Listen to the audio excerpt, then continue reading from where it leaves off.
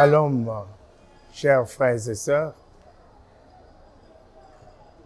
Ce dimanche, je viens partager avec vous un moment avec la parole du Seigneur. Je sais que nous ne pouvons pas nous retrouver ensemble, mais vous êtes chez vous et vous pouvez nous suivre. Nous allons prier avant de passer à ces moments de partage. Père Céleste, nous bénissons ton nom, toi le maître des temps et des circonstances. Nous voulons ce dimanche matin te dire merci parce que tu nous donnes une occasion de partager ta parole avec ton peuple. Fais, ô Dieu, par ton esprit, que tout un chacun reçoive cette parole et qu'elle nous donne une orientation pendant ce moment difficile pour l'Église, mais aussi pour les nations. Bénis ces instants, Seigneur, au nom puissant de notre Seigneur Jésus-Christ. Amen. Ce matin, j'aimerais partager avec vous sur ce thème intitulé « La destinée prophétique de l'Église et sa mission en ces temps de la fin ».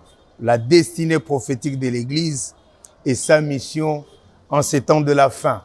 Je vais m'appuyer d'abord sur Matthieu chapitre 16, à partir du verset 17e. Il est dit dans la parole de Dieu, Jésus reprenant la parole lui dit, « Tu es heureux, Simon, fils de Jonas, car ce ne sont pas la chair et le sang qui t'ont révélé cela, mais c'est mon Père qui est dans les cieux. Et moi je t'ai dit que tu es Pierre, et que sur cette pierre, je bâtirai mon église, et que les portes du séjour des morts ne prévaudront point contre elle. Je te donnerai les clés du royaume des cieux. Ce que tu lieras sur la terre sera lié dans les cieux, et ce que tu délieras sur la terre sera délié dans les cieux. Amen. Frères et sœurs, ce matin, j'ai choisi ce thème parce que simplement, l'Église est en train de passer des moments difficiles. Elle est contrainte au silence. Les cloches des temples se sont tues. Les portes de l'Église sont fermées.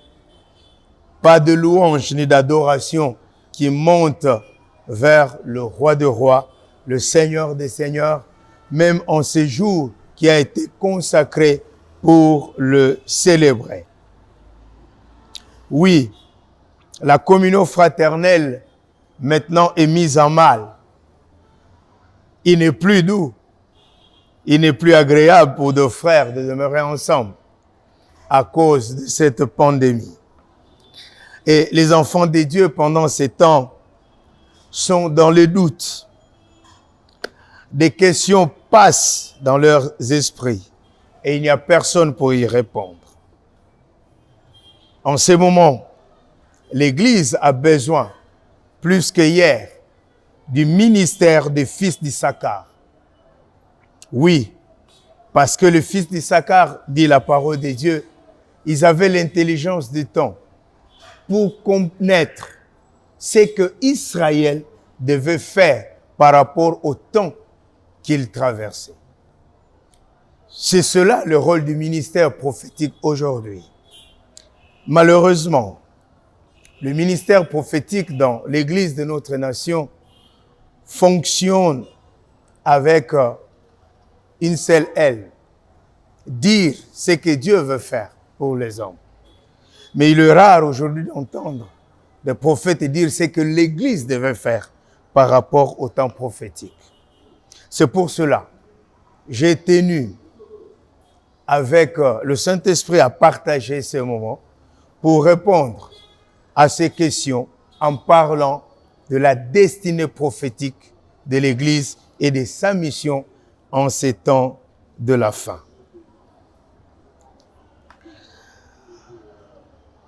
La destinée prophétique de l'Église. Les gens se posent des questions, ils doutent. Beaucoup de gens voient l'avenir de l'Église sombre. Mais laissez-moi vous dire, une première chose, la destinée de l'Église en ces temps de la fin est glorieuse. Pourquoi? Éphésiens chapitre 5, le verset 27 dit que l'église que le Seigneur vient prendre, c'est une église glorieuse, sans tache, ni ride, ni rien de semblable. Oui, dans ces temps de la fin, la Bible a beaucoup parlé au travers des prophètes de ce que devait être Israël, mais aussi de ce que devait être l'Église. Lorsque nous prenons le prophète Michée, qui a aussi repris les mêmes paroles qui étaient déjà dites par Ésaïe, dans Michée chapitre 4, du verset 1er au verset 3, nous pouvons lire ceci. Michée chapitre 4. Il arrivera dans la suite des temps que la montagne de la maison de l'Éternel sera fondée sur les sommets des montagnes. Elle s'élèvera par-dessus les collines et que le peuple y afflueront. Des nations s'y rendront en foule et diront, venez et montons à la montagne de l'Éternel, à la maison du Dieu de Jacob, afin qu'il nous enseigne ses voies et que nous marchions dans ses sentiers.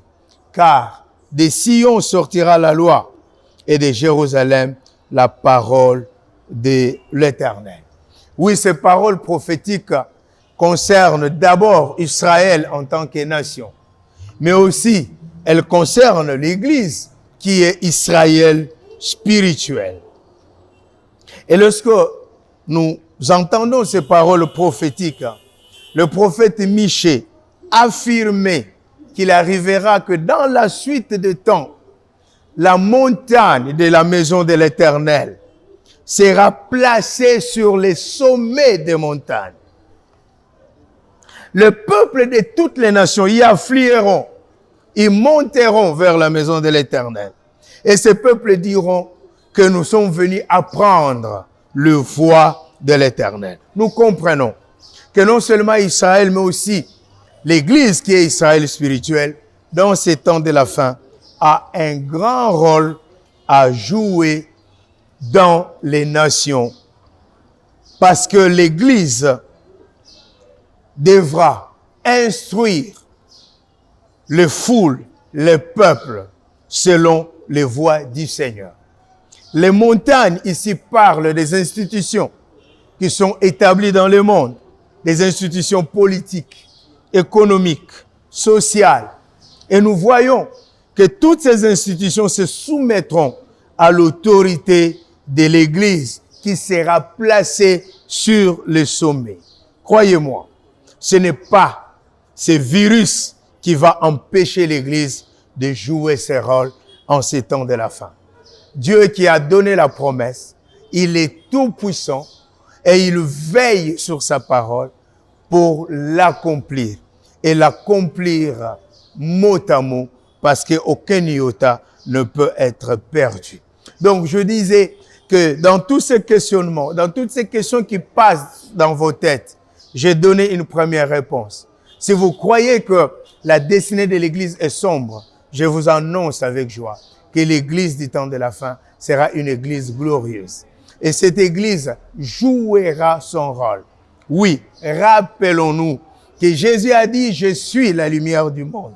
Mais il s'est retourné vers ses disciples, il leur a dit, vous êtes la lumière du monde. Et aujourd'hui, plus que jamais, l'Église doit se préparer à briller, à lancer sa lumière au travers du monde. Il est dit qu'on n'allume pas une lampe pour la mettre sous les boisseaux, mais on la met sur la table afin que sa lumière puisse luire et que tous ceux qui sont autour puissent bénéficier à cette pandémie mondiale. Oui, quel que soit ce qui arrive, ce virus de corona ne tuera pas l'Église. Pourquoi je dis ceci? Parce que le Seigneur Jésus, qui est la tête de l'Église, a dit, je bâtirai mon Église, les portes des séjours des morts ne prévaudront point contre elle. Amen. Cette parole est sortie du Maître, de celui par qui et pour qui la terre a été créée. La situation actuelle met en doute ce bel avenir. Il y a plusieurs autres passages que nous pouvons citer. Plus nous avancerons, nous les citerons selon que l'Esprit nous mettra à cœur de le faire. Oui, je disais, la situation de l'Église actuelle ressemble à ce que Israël a connu. Israël, c'est le peuple de Dieu qui a vu des grands miracles lorsque Dieu les a libérés de l'emprise de Pharaon en Égypte. Ils ont vu des grandes plaies s'abattre sur l'Égypte et Pharaon était contraint de libérer le peuple de Dieu. Dans sa marche, ce peuple a vu la mer Rouge être coupée. Il a vu la manne tomber du ciel. Il a vu l'eau sortir du rocher. Un moment difficile pour eux, mais un moment de la libération de la puissance de Dieu. Un moment de miracle de Dieu. Et ces peuples arrivent sur cette terre qui était habitée par des Éviens, des Amoréens, des Cananéens, des Jébusiens. Il prend cette terre qui était occupée. Mais après quelque temps, ce peuple va connaître un temps de confusion. Et le prophète Ésaïe nous rapporte cela dans Ésaïe 69. À partir du verset 17e, nous pouvons lire rapidement ce qui est arrivé à ce peuple. Et je disais, cette situation n'est pas très différente de celle que l'Église est en train de traverser. Écoutez ce que le peuple de Dieu a vécu. Il est dit ceci dans la parole du Seigneur. Je commence au verset 17. Pourquoi, ô Éternel, nous fais-tu errer loin de tes voies et endurcis-tu notre cœur contre ta crainte? Reviens pour l'amour de tes serviteurs, des tribus de ton héritage. Ton peuple saint n'a possédé le pays que peu de temps. Nos ennemis ont foulé ton sanctuaire. Nous sommes depuis longtemps comme un peuple que tu ne gouvernes pas et qui n'est point appelé de ton nom. Oh, si tu déchirais les cieux et si tu descendais, les montagnes s'ébranleraient. Comme s'allume un feu de bois sec, comme s'évapore l'eau qui bouillonne, tes ennemis connaîtraient ton nom et les nations trembleraient devant toi. Lorsque tu fis des prodiges que nous n'attendions pas, tu descendis et les montagnes s'ébranlèrent devant toi. Jamais on n'a appris ni entendu dire, et jamais l'œil n'a vu qu'un autre Dieu que toi fit de telles choses pour ceux qui se confient en lui. Oui, frères et sœurs, un temps de confusion tel que celui que nous sommes en train de passer. Israël est passé par là. Et la Bible déclare que tout ce qui est écrit a été écrit pour notre instruction. Lorsqu'on regarde aujourd'hui la situation de l'Église, on semble voir que l'Église est impuissante et même que son Dieu ne peut rien faire. Ce sont les chefs de ce monde qui dictent leurs lois. Ils dictent leurs lois, ils prennent des mesures. Oui, et beaucoup de gens pensent que Dieu est dépassé. J'aimerais vous rassurer, Église du Seigneur. Dieu qui nous a créés, Jésus qui est la tête de l'Église, est au contrôle de toutes choses. Et je dis Amen. Et partout où vous suivez ce message, dites Amen avec moi. Croyez-moi, Dieu n'est pas impuissant. Il est au contrôle de tout. Son Église non plus n'est pas impuissante. Vous savez, dans des circonstances difficiles, il y a un verset de la Bible qui devient aussi difficile à être accepté. Tout concourt au bien de ceux qui aiment Dieu. Beaucoup de gens qui sont passés par de temps difficiles ont eu du mal à croire en cette parole qui pourtant est vraie. Cette parole qui est sortie selon la sagesse infinie de Dieu, qui dit que tout concourt au bien de ceux qui aiment Dieu. Oui, frères et sœurs. Pourquoi? Nous avons un Dieu si puissant qui est capable de changer la malédiction en bénédiction. Et croyez-moi, je l'annonce de la part du Seigneur. Ces temps de honte, ces temps de confusion, ces temps où l'Église se tue, ces temps où l'adoration ne monte plus à l'unisson. Comme il est dit, voici qu'il est doux, il est agréable pour deux frères de demeurer ensemble. Ces temps ici tournera à la gloire de notre Seigneur. Je le crois et je dis Amen. Tout le problème, c'est de comprendre Qu'est-ce que Dieu veut faire? Qu'est-ce que Dieu nous enseigne pour des temps comme celui-ci? À l'école du peuple d'Israël qui a connu ces temps difficiles, nous pouvons apprendre des choses très profondes. Qu'est-ce qu'ils ont fait? La Bible dit que ce qui est écrit pour notre instruction. Ils ont constaté que les choses n'étaient plus telles qu'elles devraient être. Tout ce que Dieu avait dit sur Israël, sur son peuple, semblait être contredit. Ça ne s'accomplissait plus. Ils ont constaté qu'ils ne pouvaient rien par eux-mêmes pour changer cette situation. Situation de honte et de confusion. Ils ont dit, nous sommes comme un peuple que tu ne gouvernes pas. Nous sommes comme un peuple qui n'est pas appelé de ton nom. Oui, frères et sœurs, mais écoutez ce qu'ils ont fait. Ils ont invoqué Dieu. Dans plusieurs passages de la Bible, Dieu nous demande de retourner à lui, de l'invoquer pendant des temps difficiles. Il dit, le jour de la détresse, invoque-moi, je te délivrerai et toi tu me glorifieras. Invoquer veut dire appeler au secours. Oui, appeler au secours notre Dieu. Parce que nous ne pouvons rien faire par nous-mêmes aujourd'hui. Mais nous avons celui qui est au-dessus de tout, qui est capable de faire, qui est capable d'agir là où nous ne pouvons rien faire. Mais il y a une chose que nous devons faire, c'est de croire en ce Dieu, en sa toute puissance. Et cette foi en lui nous poussera à l'invoquer et à appeler ces dieux au secours. Et le psalmiste nous a rassurés. Il est pour nous un secours qui ne manque jamais dans la détresse. Oui, Dieu est pour nous ce secours qui ne manque jamais. Aujourd'hui, plus qu'hier, nous devons croire dans cette parole. Nous devons mettre toute notre espérance et notre confiance et demander à Dieu comme Israël l'a fait. Israël a dit, oh, si tu pouvais déchirer les cieux, si tu pouvais descendre. Israël était très convaincu. Il dit, si tu déchirais les cieux et si tu descendais, les montagnes s'ébranleraient devant toi. J'avais déjà dit cela à partir du texte de Michée, que les montagnes ici, dans la prophétie, parlent de toutes ces institutions, de tout ce pouvoir terrestre, de toutes ces puissances qui dirigent le monde.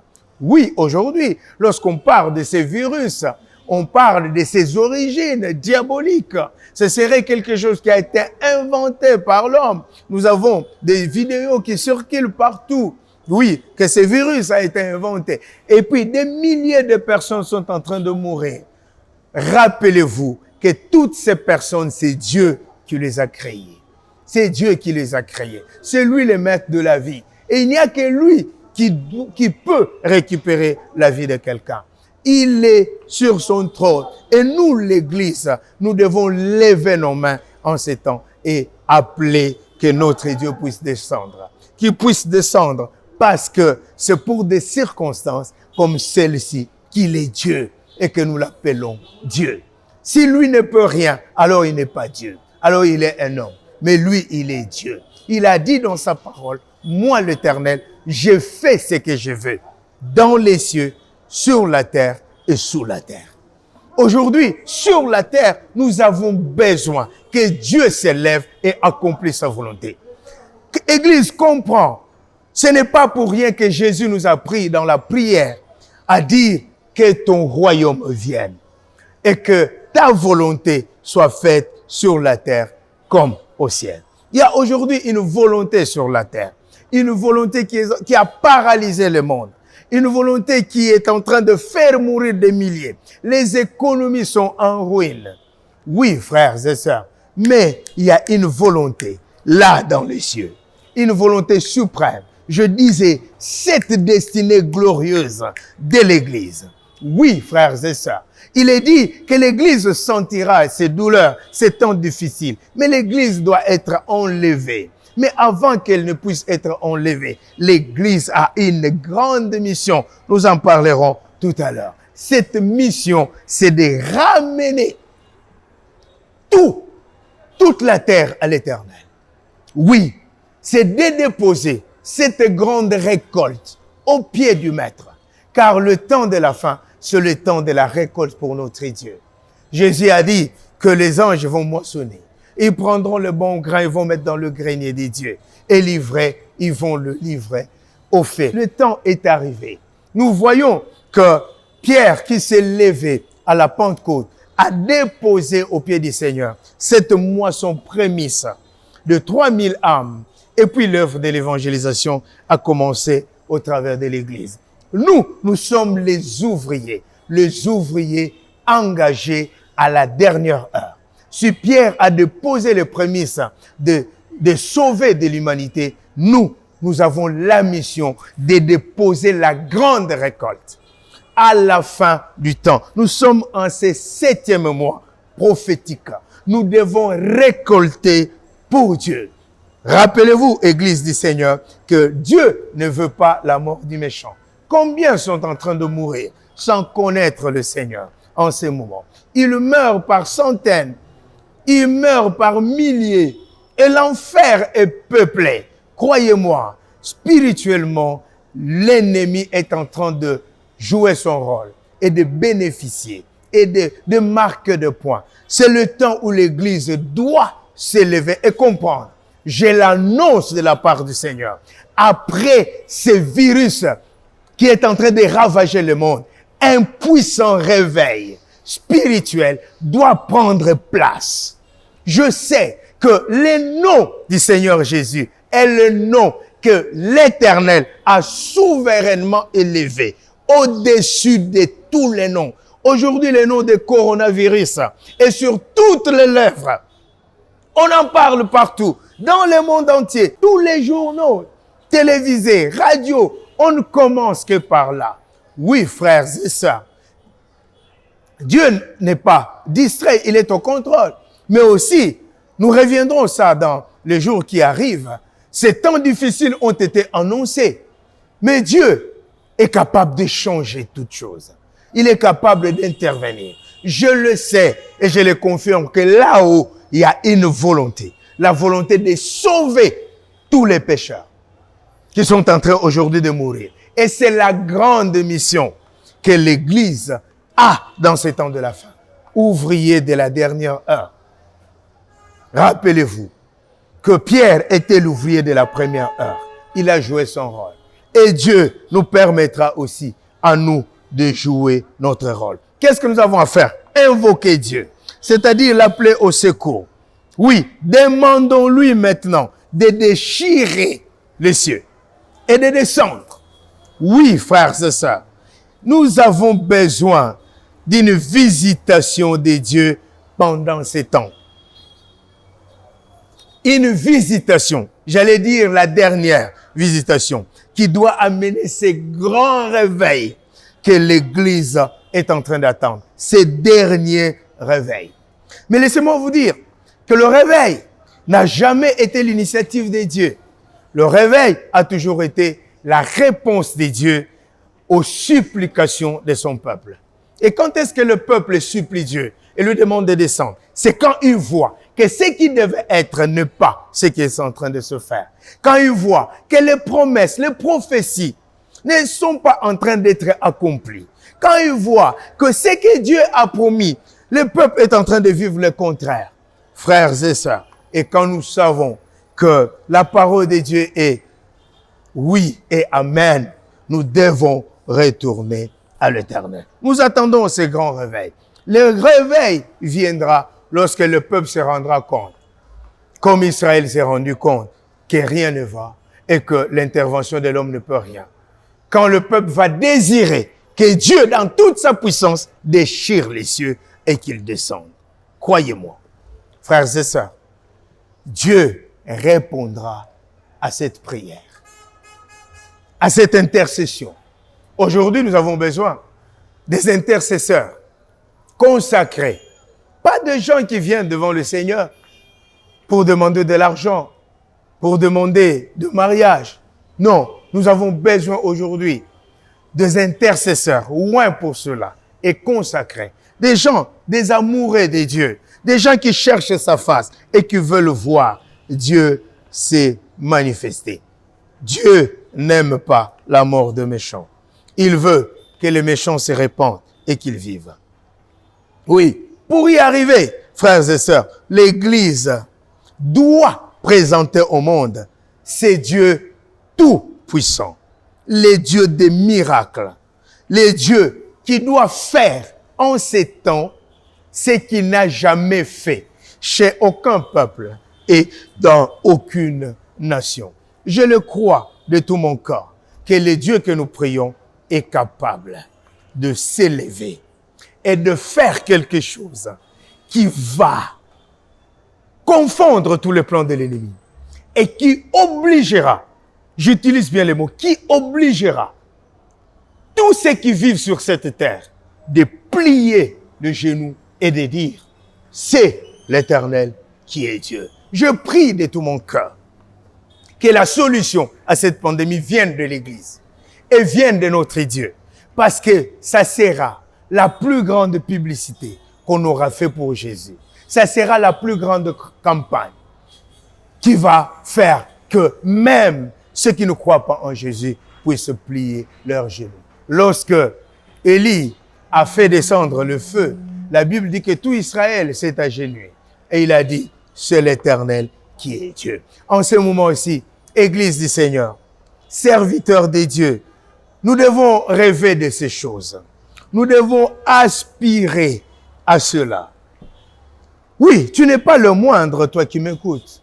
Même par toi, la délivrance peut t'arriver. Et le nom de Jésus peut être encore célébré. Le temps est arrivé où nous devons imposer le culte du vrai Dieu. Nous devons imposer le seul nom par lequel toute la terre doit être sauvée.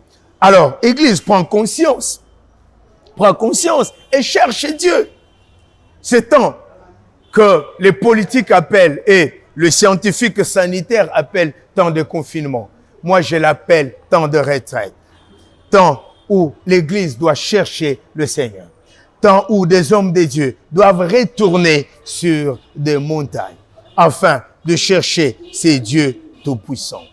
Et en son nom, dans le nom de Jésus, opérer un signe, opérer un miracle qui va faire que le peuple, toute la terre retourne à l'Éternel. Nous avons cette grande mission, Église du Seigneur. Je vous ai rassuré que les portes des séjours de mort ne prévaudront point contre l'Église du Seigneur. Avec cette assurance, lèvons-nous pour influencer le monde. Oui, frères et sœurs. Élie s'est retiré au désert. Oui, son retrait était une séparation pour Dieu. Et la séparation parle aussi de la sanctification. Son retrait au désert était aussi un signe de consécration. Consécration à Dieu. Nous avons deux maîtres mots aujourd'hui. Sanctification, consécration. Mais dans cette sanctification, cette consécration, nous restons dans la présence de Dieu. Nous les cherchons. Nous lui demandons de déchirer les cieux. Nous lui demandons de nous revêtir de sa puissance et de sa gloire. Oui, frères et sœurs, afin que quand nous allons nous lever pendant ces temps ici, que le monde reconnaisse la puissance du Dieu véritable. Le réveil du temps de la fin, je parlais de la sanctification. Oui, frères et sœurs, écoutez-moi. Le réveil que nous attendons, ce puissant réveil qui doit balayer le monde et qui doit nous donner cette grande récolte, il ne viendra pas par le don spirituel seulement. Non, il viendra aussi par le fruit du Saint-Esprit. Écoute-moi, Église, nous sommes au temps de la fin. Et les dons et les fruits doivent atteindre en ces temps de la fin leur maturité. Lorsque le fruit en nous atteint la maturité, l'amour qui est le résumé de tous les fruits, lorsqu'il atteint la maturité dans une personne, quand l'amour devient parfait, automatiquement le péché se retire.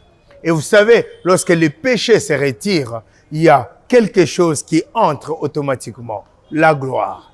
Parce que la gloire fuit là où il y a le péché. Et la gloire s'invite là où il y a la sanctification. En ces temps de la fin, recherchons la puissance de Dieu au travers de l'éclatement de la gloire, de la gloire, de la gloire. La gloire de Dieu, c'est un concept qui est multidimensionnel. Mais ici, j'aimerais prendre ça dans la manière dont le Seigneur l'a défini auprès de son serviteur Moïse. Lorsqu'il lui demandait, fais-moi voir ta gloire. Il dit, je vais faire passer toute ma bonté devant toi. J'ai fait miséricorde à qui j'ai fait miséricorde. Mais il lui dit aussi, je proclamerai mon nom devant ta face. C'est cet aspect que j'aimerais prendre. Le temps est arrivé aujourd'hui où les hommes de Dieu doivent gémir sur des montagnes, doivent gémir dans ces déserts pour chercher la face du Seigneur jusqu'à ce que le Seigneur se révèle, qu'il puisse leur donner un message, des directives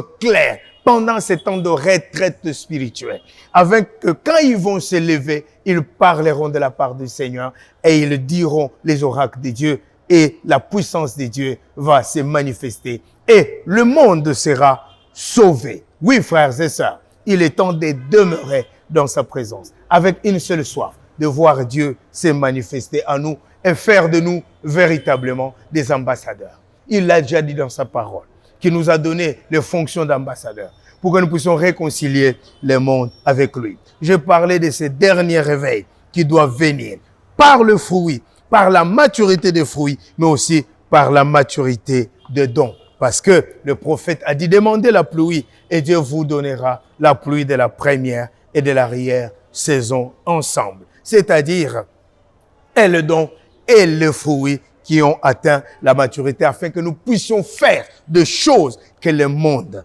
n'a jamais vues. Ceci est très important. Recherche la sanctification. Ne sois pas distrait. Sanctifie-toi. Reste dans la présence de Dieu. Cherche-le. Oui, frères et sœurs. Et il se manifestera. Parce que dès que le temps nous sera accordé et que la vie redeviendra normale, je prie parce que la Pâque arrive. La Pâque arrive. Église du Seigneur. Nous devons prier pour que la Pâque ne nous trouve plus dans les confinements. Que la Pâque nous trouve dans le temple. Que nous puissions célébrer le grand Dieu. Que nous puissions le louer et faire connaître au monde qu'il y a un jour un sauveur qui est monté à la croix, qui est mort à notre place. Rappelez-vous, chrétiens, nous sommes la seule religion qui a un sauveur. Parcourez toutes les religions du monde. Il n'y a pas de sauveur. Il y a un seul sauveur, c'est Jésus-Christ. Et Jésus, nous le célébrons dans toute notre vie, tous les jours, mais nous célébrons son œuvre à la Pâque. La Pâque arrive dans 2 semaines.